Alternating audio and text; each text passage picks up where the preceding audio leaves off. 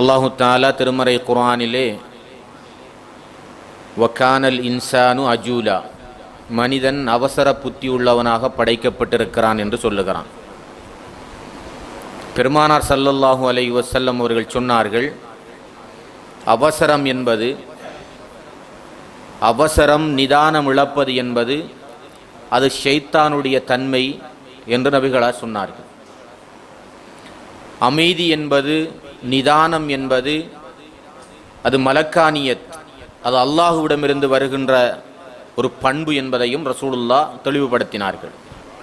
எனவே மனிதன் வக்கானல் இன்சானு அஜூலா, மனிதன் அவசர புத்தி உள்ளவனாக இருக்கிறான், நிதானம் இழக்கக்கூடியவனாக இருக்கிறான். அதனால் பல்வேறுபட்ட இழப்புக்களை மனிதன் இழந்து விடுகிறான்.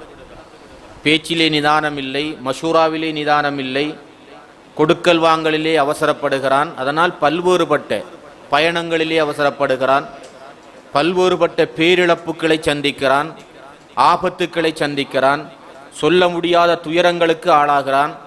அவனுக்கும் தங்கடத்தை ஏற்படுத்தி கொண்டு அவனை நம்பி வாழக்கூடியவர்களுக்கு கூட மனிதன் கஷ்டத்தையும் நோவினையையும் கொடுத்து கொண்டிருக்கின்ற அவசரமான செயற்பாடுகளிலே மனிதன் தன்னை ஈடுபட்டு கொண்டிருக்கின்ற காரியங்களை நாங்கள் பார்க்கிறோம்.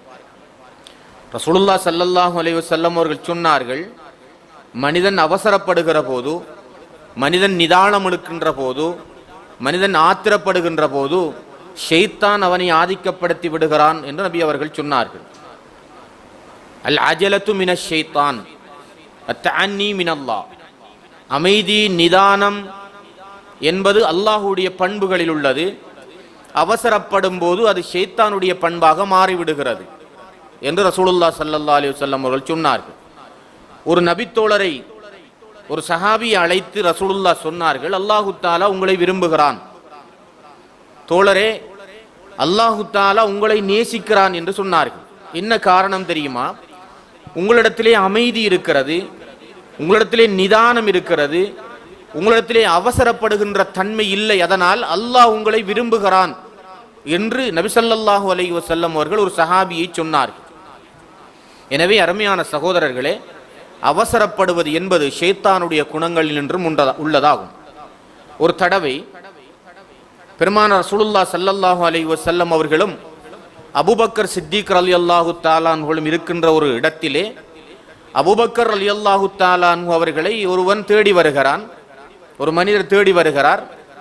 அபூபக்கர் சித்திக் ரலியல்லாஹு தஆலா அன்ஹுவோடு வாய் முரண்பாட்டை, வாய் தர்க்கத்தில் ஈடுபடுகிறான். அபூபக்கர் சித்திக் ரலியல்லாஹு தஆலா அன்ஹுவுக்கு ஏசுகிறான், திட்டி தீர்க்கிறான். நபிகளாரும் மெதுவாக பார்த்து கொண்டே இருக்கிறார்கள். அபூபக்கர் சித்திக் ரலியல்லாஹு அன்ஹு அவர்களும் அமைதியாகவே இருந்து கொண்டிருக்கிறார்கள்.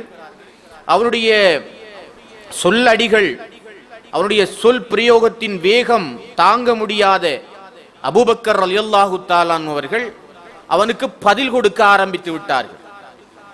அவனை பதிலுக்கு ஏசுவதற்கு ஆரம்பித்தார்கள். இந்த நேரத்திலே ஹஸரத் ரசூலுல்லாஹி ஸல்லல்லாஹு அலைஹி வஸல்லம் அவர்கள் அந்த இடத்திலே இருந்து எழும்பி சென்று விட்டார்கள். இது அபூபக்கர் சித்திக் ரலியல்லாஹு அன்ஹு அவர்களுக்கு கடும் மன வருத்தத்தை ஏற்படுத்தியது. பின்னாலே போகிறார்கள், ஓடி செல்கிறார்கள். அல்லாஹ்வுடைய தூதரே, நாயகமே, யா ரசூலல்லாஹ், அவன் ஏசியதை பார்த்து கொண்டுதானே இருந்தீர்கள், எவ்வளவெல்லாம் எனக்கு திட்டி தீர்த்தான், தாங்க முடியாத காரணத்தினால் தானே நான் அவனுக்கு பதிலளித்தேன். இந்த நேரத்திலே நீங்கள் அவ்விடத்திலே இல்லாமல் எழும்பி சென்று விட்டீர்களே யா ரசூலுல்லாஹ் என்று கேட்டபோது ரசூலுல்லாஹி ஸல்லல்லாஹு அலைஹி வஸல்லம் அவர்கள் என்ன பதில் சொன்னார்கள் தெரியுமா? தோழரே, அவன் உங்களுக்கு ஏசிக் கொண்டிருந்தான், உங்களோடு மலக்குகள் இருந்து கொண்டிருந்தார்கள், அவனுக்கு அவர்கள் ரத்து கொடுத்து கொண்டே இருந்தார்கள். நான் சந்தோஷமாக பார்த்து மகிழ்ந்து ரசித்துக் கொண்டிருந்தேன், அமைதியாக இருந்தேன். நீங்கள் வாய் திறக்க ஆரம்பித்தீர்கள், ஏச ஆரம்பித்த போது உங்களிடத்திலே ஷைத்தான் வந்து விட்டான், ஷைத்தான் உங்களை ஆதிக்கம் செலுத்திக் கொண்டிருந்தான், ஷைத்தான் இருக்கக்கூடிய இடத்திலே நான் எனக்கென்ன வேலை, அதுதான் எழும்பி சென்று விட்டேன் என்று அருமை நாயகம் ஸல்லல்லாஹு அலைஹி வஸல்லம் அவர்கள் கூறினார்கள். அருமையான சகோதரர்களே, ஆத்திரப்படுகின்ற போது, அவசரப்படுகின்ற போது, நிதானம் இழக்கின்ற போது ஷைத்தான் எங்களை கண்ட்ரோலிலே எடுத்துக்கொள்கிறான். நாங்கள் அவசரப்படுவோம், முந்த ஆரம்பிப்போம், பேச ஆரம்பிப்போம், மஷூராக்களிலே முந்துவோம், கருத்துக்கள் கூறுவதிலே முந்துவோம், எங்களுடைய செயற்பாடுகளிலே அவசரப்படுவோம். அந்த நேரத்திலே நிதானம் இழக்கின்றோம். ஒருவருக்கு ஒரு செய்தியை செல்வதற்கு, ஒரு செய்தியை நாம் அவருக்கு கொடுப்பதற்கு அவசரப்படுவோம். அந்த நேரத்திலே நிதானம் இழக்கின்றோம். அந்த நேரத்திலே ஷைத்தான் எங்களை ஆதிக்கம் செலுத்துகிறான். அருமையான சகோதரர்களே, அல்லாஹு தஆலா திருமறை குர்ஆனிலே நபிமார்கள் அவசரப்பட்ட வரலாறுகளை சொல்கிறான். நபிமார்கள் கூட அவசரப்பட்ட வரலாறுகளை சொல்கிறான். அல்லாஹ் நிதானமானவன், இந்த உலகத்திலே நிதானமாக இருக்க வேண்டும் என்பதற்காக நிதானத்தை கற்றுக் கொடுக்கிறான். அல்லாஹ் உலகத்தை அவசரமாக படைக்கவில்லை, 6 நாட்களில் படைத்தேன் என்று கூறுகிறான். மனிதனை அவசரமாக படைத்து விடவில்லை, ஒரு 7-8 படித்தரங்களிலே மனிதனை படைத்து உருவாக்கி மனித உருவமாக மாற்றினோம் என்பதை கூறுகிறான். அந்த அளவுக்கு அல்லாஹு தஆலா இந்த உலகத்திற்கு நிதானத்தை கற்றுக் கொடுக்கிறான்.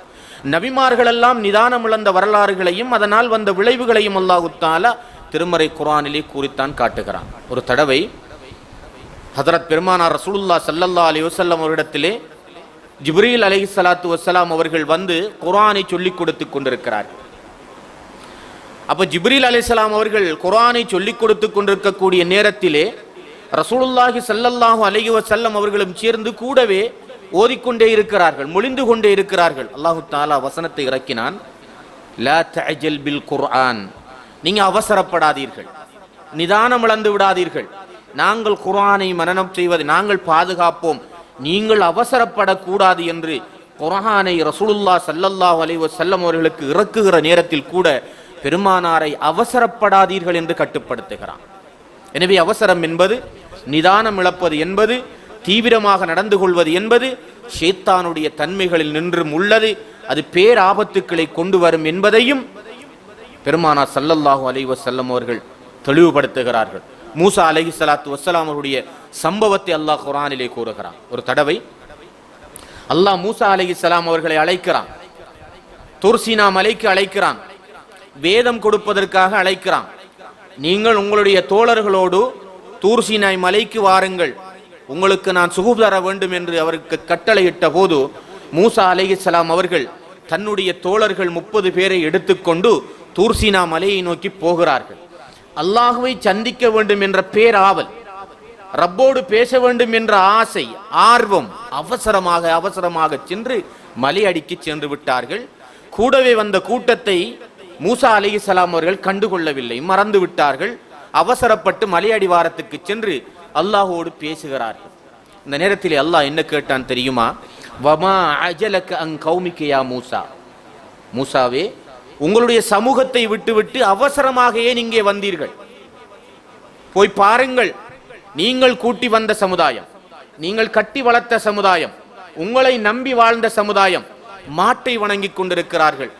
மூசா அலைஹிஸ்ஸலாம் அவர்கள் அவசரமாக அல்லாஹுவை சந்திக்க வேண்டும் என்று மலை அடிவாரத்திற்கு வந்து விட்டார்கள். இந்த மூசா அலைஹிஸ்ஸலாம் அவருடைய சமூகத்தை வழிகெடுப்பதற்காக வந்த சாமிரி மாட்டை கடவுளாக காட்டி மாட்டை கடவுளாக வணங்க வைத்துக் கொண்டிருந்த சம்பவத்தை அல்லாஹு தஆலா திருமறை குர்ஆனிலே கூறுகிறான். எனவே அருமையான சகோதரர்களே, அவசரத்தின் மூலமாக அல்லாஹு தஆலா அதை கண்டிக்கிறான். நீங்கள் ஏன் அவசரப்பட்டு வந்தீர்கள் என்று கேட்கிறான். ஒரு சந்தர்ப்பத்தில் தாவூத் அலைஹிஸ்ஸலாத்து வஸ்ஸலாம் அவர்கள் அவருடைய வீட்டிலே வணக்கத்திலே ஈடுபட்டு கொண்டிருக்கிறார்கள். 2 பேர் தாவூது நபியை நோக்கி ஓடி வந்து கொண்டிருக்கிறார்கள். இமாம் அவர்களே, நபியே, தலைவரே, எங்களுக்கு ஒரு பிரச்சினை. என்ன பிரச்சினை? ஒருவர் முறைப்பாடு செய்கிறார், என்னுடைய 100 ஆடுகளை இந்த மனிதன் பறித்து கொண்டு ஒரு ஆட்டை தந்திருக்கிறான், 99 ஆட்டையும் அவன் வைத்துக் கொண்டிருக்கிறான் பாருங்கள் என்று இவர் முறைப்பாடு செய்து கவலையோடு அழுது கொண்டிருக்கிறான்.